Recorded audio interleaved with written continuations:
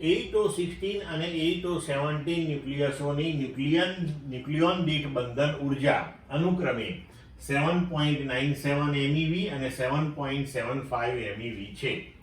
તો 8O17 ન્યુક્લિયસમાંથી એક ન્યુટ્રોનને મુક્ત કરવા જરૂરી ઉર્જાનું મૂલ્ય ખાલી જગ્યા MeV થશે. આપણને વિકલ્પ આપ્યા છે A 3.52, B 3.62, C 4.23, D 7.86. હવે આપણે અહીંયા આગળ 8O17 એમાંથી આપણે 8O16 મેળવવાનું છે અને એક ન્યુટ્રોન અહીંયા રિલીઝ થાય છે.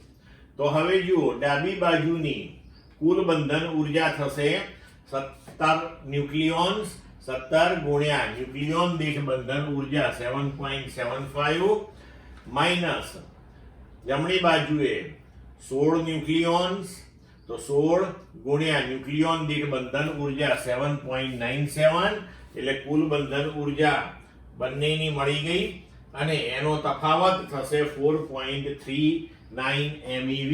મતલબ કે આપણે 4.39 MeV જેટલી ઉર્જા એને આપવી પડે.